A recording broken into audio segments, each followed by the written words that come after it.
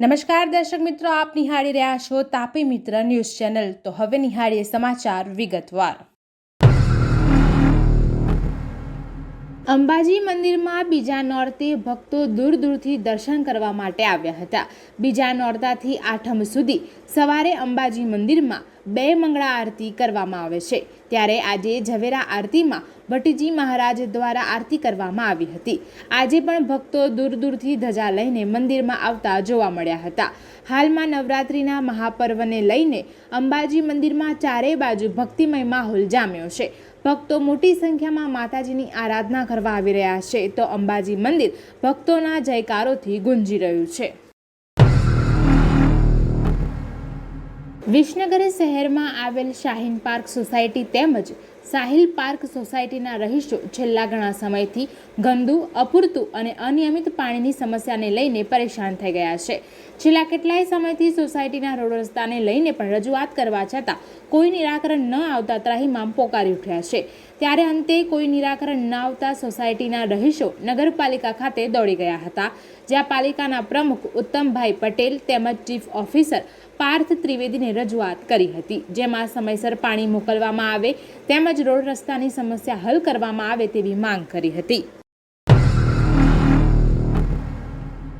કોમળ હાથોથી નીત નવા પકવાન બનાવતી નારીશીલ ચારિત્ર્યની કે મા ભૂમની રક્ષા કરવાની નોબત આવે ત્યારે હાથમાં ખડગ લઈને રણચંડી બની જાય એવા ગૌરવવંતા ખમીરવંતા ભારતમાં નારીની દેવ સ્વરૂપે પૂજા થાય છે, જેને વિશ્વ આખું આચંબિત થઈને નિહાળે છે।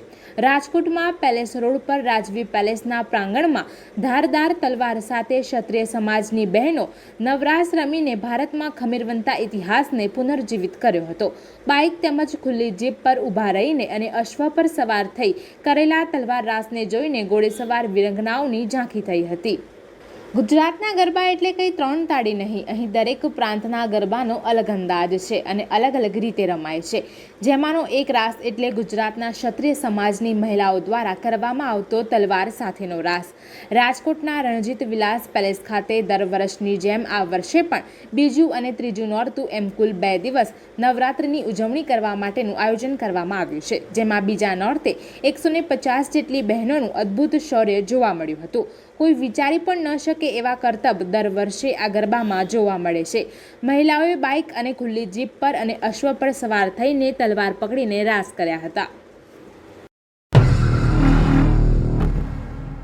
અમદાવાદના વેપારીઓ અને કારીગરોને પ્રોત્સાહન મળે તે માટે 12મી ઓક્ટોબરથી ઉત્તરાયણ સુધી અમદાવાદ મ્યુનિસિપલ કોર્પોરેશન અને ગુજરાત સરકારના સહયોગથી શોપિંગ ફેસ્ટિવલ યોજાશે। આ સમયગાળા દરમિયાન અમદાવાદ મ્યુનિસિપલ કોર્પોરેશન દ્વારા Kankaria carnival, book fair, flower show પણ યોજાશે, તેમ સ્ટેન્ડિંગ કમિટીના ચેરમેન દેવાંગ દાણીએ જણાવ્યું હતું। નવરાત્રિને કારણે શહેરમાં અલગ અલગ પોઈન્ટ પર પોલીસ બંદોબસ્ત ગોઠવવામાં આવ્યો છે। સાથે એસઓજી ક્રાઇમ બ્રાન્ચ દ્વારા શહેરમાં એસજી હાઈવે પર જ્યાંથી મોટી સંખ્યામાં ગરબા રસિયાઓ તથા યુવાનોની અવરજવર થતી હોય છે તે જગ્યા પર સ્પેશિયલ ડ્રગ્સની ડ્રાઈવ રાખવામાં આવી હતી। ચેકિંગ દરમિયાન અનેક શંકાસ્પદ વાહન ચાલકોને ઊભા રાખીને મોબાઈલ ડ્રગ્સ અને એનાલાઇઝરની કીટ દ્વારા તપાસ કરવામાં આવી હતી। નવરાત્રિ પર્વની ધામધૂમથી ઉજવણી વચ્ચે વડોદરા એરપોર્ટને બોમ્બથી ઉડાવી દેવાની ધમકી મળી છે।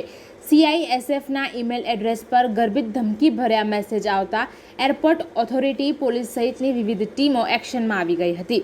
ઉચ્ચ અધિકારીઓ પણ ઘટના સ્થળે દોડી આવ્યા હતા। બોમ્બ અને ડોગ સ્ક્વોડ દ્વારા ટર્મિનલ વિસ્તારમાં ચેકિંગ કરાયું હતું, પરંતુ કોઈ શંકાસ્પદ પદાર્થ કે વસ્તુ મળી આવી નહોતી। વડોદરા શહેરના નિઝામપુરા વિસ્તારમાં ધોળે દિવસે હત્યાના પ્રયાસથી ચકચાર મચી ગઈ છે। ડાન્સ ક્લાસ ચલાવતા યુવકે 2 યુવકોને ચપ્પુના ઘા માર્યા હતા।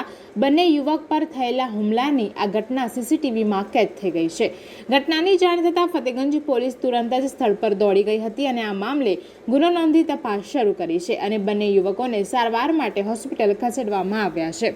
વડોદરા શહેરના કારેલીબાગ વિસ્તારમાં આવેલ સત્યમ સોસાયટીમાં રહેતા 19 વર્ષીય મંત્ર પિનાકીનભાઈ પરમારે ફતેગંજ પોલીસ સ્ટેશનને જણાવ્યું છે કે નિઝામપુરા વિસ્તારમાં આવેલ અર્ચના સોસાયટીના મકાન નંબર 37માં ડાન્સ ક્લાસ ચલાવતો દીપેશ પરમાર મારી મિત્રને હેરાન પરેશાન કરતો હતો।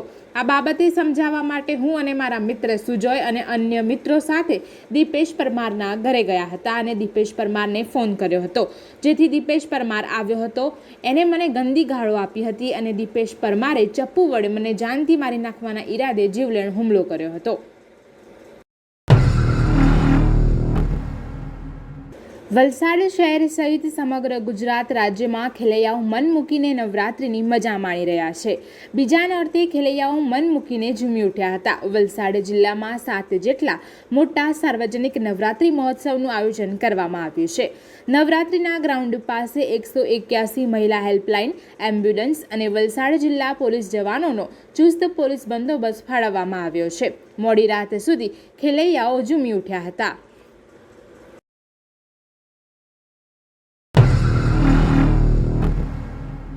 સુરત ખાતે નવરાત્રિમાં પોલીસ બંદોબસ્ત કડક રાખવામાં આવ્યો છે. રાત્રિના કોઈ નશાની હાલતમાં ગરબા પંડાલમાં ન આવે તે માટે પોલીસ દ્વારા પ્રયાસો કરવામાં આવી રહ્યા છે. સુરતમાં અલગ અલગ પોઈન્ટ પર પોલીસનો ચુસ્ત બંદોબસ્ત ગોઠવી દેવામાં આવ્યો છે. પોલીસે તમામ વાહન ચાલકોનું આલ્કોહોલ ટેસ્ટિંગ મશીન વડે પરીક્ષણ કર્યું હતું. સુરતમાં નવરાત્રિ દરમિયાન કોઈ પણ પ્રકારની ગડબડ ન થાય તે માટે કડક પોલીસ બંદોબસ્ત ગોઠવવામાં આવ્યો છે. તાપી જિલ્લાના વ્યારા રેલવે સ્ટેશન પાસે ગુડ્સ ટ્રેન સાથે દુર્ઘટના સર્જાઈ હતી. 4 નંબરનું વેગન પાટા પરથી ઉતરી પડ્યું હતું. પ્લેટફોર્મ નંબર 1 પરથી ગુડ્સ ટ્રેનને મેઇન લાઇન પર જતા ઘટના ઘટી હતી. ઘટનાને પગલે રેલવે વ્યવહાર ખોરવાયો હતો. રેલવે દ્વારા યુદ્ધના ધોરણે કામગીરી હાથ ધરાઈ હતી. દર્શક મિત્રો, આ હતા અત્યાર સુધીના સમાચાર. આવા જ મહત્વના સમાચાર નિહાળવા જોતા રહો તાપી મિત્ર ન્યૂઝ ચેનલ. અને હા, સબસ્ક્રાઇબ કરવાનું ભૂલશો નહીં.